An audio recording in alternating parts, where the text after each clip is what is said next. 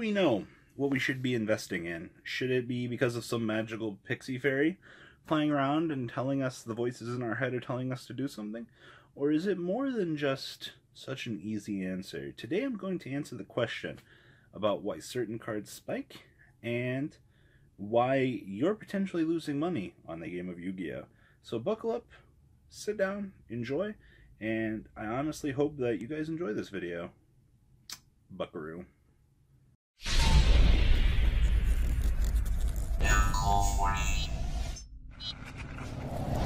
Alright, so this is a topic that has been honestly questioned by a lot of people, and I've been needing to answer this, and it is why a lot of TCG players literally look to the OCG for future deck advice, even though we're in separate formats. And I think we're going to have to analyze a few deck lists here and a few things that we've talked about on this channel already, just to give a little bit more of, I guess, some insight here.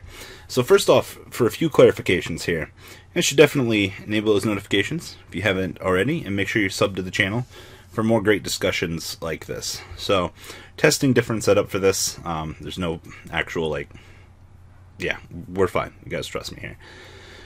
First off, I think a lot of players always question, where can I get OCG information at? Well, you have Lithium, you have me, Asian Eyes will post a random thing, but we get our information usually from the organization, YGOorganization.com. The organization's been deeply rooted in this game, probably as long as I have. They've been here for well near 10 to 11 years in this game's history. They love this game as much as I do, and they always post weekly information about what's going on in the OCG. And they get their information from Twitter, other OCG players. It's important. Number two, you have to understand that though there are variants in format, the OCG is still at least a couple months in advance in the TCG. And this is where people are always like, man, why did this card get bought out? Like, I don't understand. It's because the OCG had some new, weird, crazy build that they were using a potential side deck tech card in. And the information is public for essentially everybody to look up. And, you know, some of the hits that happens on the OCG ban list, they'll happen on ours. Even though we don't particularly want that to happen, there are a lot more commons in between the differences than there are the differences. So, you know, like, for example here, the OCG has had Feather Duster for so long. Yes, we don't have that, but we have Raigeki and they don't. They've been stuck on Dark Hole for probably the longest time. And, you know, looking at, like, how the OCG plays and trends, you know, I can honestly predict to you that you should have 3 Heavy Storm Dusters, because they're in the side deck of essentially most of the decks in Japan at this current point in time. And, you know, same thing with Ash Blossom. Ash Blossom has developed itself into being the side deck, or the main deck card in the OCG. So I'm expecting similar things to happen.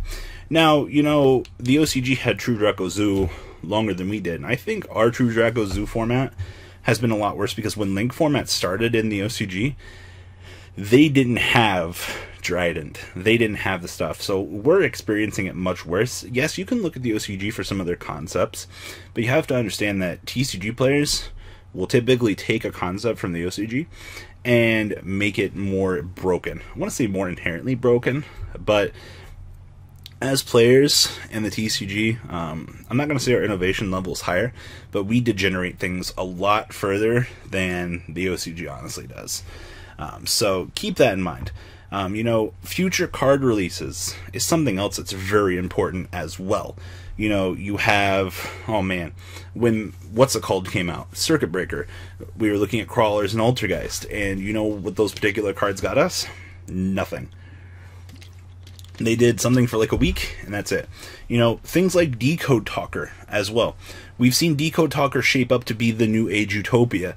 You know, people are playing it for the generic sense of what it is. And once again, it's crucial. Even Pendulum Magicians as a deck has been a rogue choice in the OCG. And I've been saying for the last couple weeks now, like ever since I've started like seeing this trend over in the OCG, that I'm expecting this deck to do something at some point here. And I'm not discounting it by any stretch of the imagination. there's a reason why it's doing well. You know, let's see here. Some other stuff. We know Zephyr is dead. Demise Turbo. You know, Masterpiece has been literally fucking... It's going to be wrecked soon in the OCG. There's some builds that you'll see that are abusing multiple, or just the one copy of it because it's still there. You know, this is an excellent example of something that a few TCG players might consider playing once Masterpiece or Zoo gets touched, you know?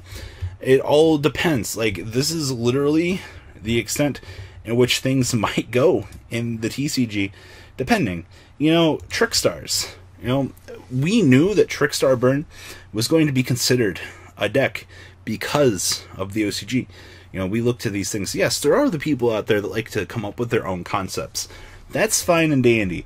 But if you want to make your deck the best possible it can, you're going to seek out information to better yourself. You know, you can sit here and test for literally hours at a time. But if you're coming up with just the same dead end, then eventually you need to reach out and get more sources. And I'm sorry to say that to the people that like to innovate. You know, it's nothing against you guys, but like, you have to understand you need to reach out. Look at this. Look at Ojama. You know, this will be a deck in the TCG. You know, we only have multiple Toads. OCG has one. And this deck is performing well. What are you expecting when this deck comes out here? You're going to look at this when it finally reaches stateside, and someone's going to be like, oh man, dude, like Ojamas, like what do we do with them? You combine them with Paleozoic. Why? Because some guy in Japan topped with this deck. This is inspiration level knowledge to people because people like to look to the OCG for rogue deck ideas. You know, sometimes the TCG will come up with something, but this is where a lot of innovation comes. You know, sure, you can be like, but, you know, originality is dead. To a degree, the OCG is way more fucking creative than we are. If you guys have seen some of the fucking bumblefuck weird-ass deck ideas that I don't profile over there, it's the shit that goes like 2 and 3 at their locals. To be fair, it's really crazy. And that's why, like, seeing this deck, like, the fact that we're getting Mr. Starboy down here, this guy, literally in, like, whew, what is it? A week or so, our regional season might actually have to deal with Paleozoic being a deck again. Because we don't get this stuff until later. But still, because of this card's existence, we've got a better idea what's going on. But Robbie, you're telling stuff that should be common sense. You would think that. And I agree with what you might be thinking.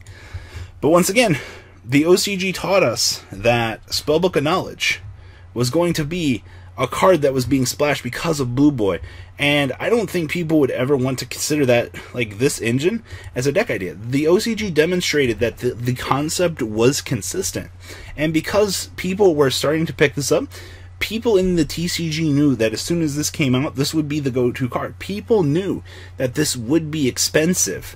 You know, sure, it's a generic draw 2 card for spellcasters. That's fine and dandy. The card should be inherently high, but seeing the demonstration of an engine that the OCG is playing definitely just solidifies the fact that, hey, this is something that we should pick up when the new set drops, you know? Same thing with Link Spider. I've told you guys week and week and week, you should have multiple Link Spiders. You should have a couple of Decode Hoggers laying around. And same thing with even Invoked. You know, this is knowledge I'm getting from the OCG. You know, Alistair Windwitch, you know, Draco Windwitch. These are all decks that have come out of the OCG. And because of this, you know, I'm trying to educate people, but for some reason, people are like, nah, man, totally wrong. You know, there's a few weird decks that you'll just randomly encounter over there. Literally, like, what is this? Like 55 cards? You know, like Gateway of Chaos, sure. You know, if you, before, when people were playing this, you would have been like, oh, okay, it locks out the extra deck. But people kind of got this from the OCG. Triple Gamma as well. You know, when Gamma started going up, it was because of the OCG. It wasn't because of some weird abandoned idea or anything like that. People from the TCG started investing in Gamma because it was being played in a degenerate format. So, take it for what you guys want out of it. I'm not saying that all ideas are from the OCG. No, they're not. But it's just one other side of the equation that people don't really look at or understand just how powerful it is when the knowledge is public. And it doesn't take the smartest person out there to figure this out. And I hope that by watching this video, you guys will see that there's little trends and things for cards that you should have picked up. Draw and Lockbird. So, but what do you guys think? You can tell me I'm wrong. You can take some time out of your week to kind of look at some OCG deck list, and maybe you'll see something cool and pick up something that you want to play in a couple of months. It's all about the future. So, guys, leave a comment down below. Tell me what you guys think. And that's all I got for you guys. Deuces. Till maybe next time. The ride never ends, guys. Make sure you enable those notifications to get the latest videos that are being posted on this channel. Make sure you guys check out VanCole40 for my Cardfight Vanguard channel. And join me and House of Champions on the Zodiac Duelist TV Twitch stream. We'll be interacting with our audiences. And please check out No Limit Gaming and LGTCG.com for the cheapest trading cards on the market. Thanks for watching, guys, and please have a good day.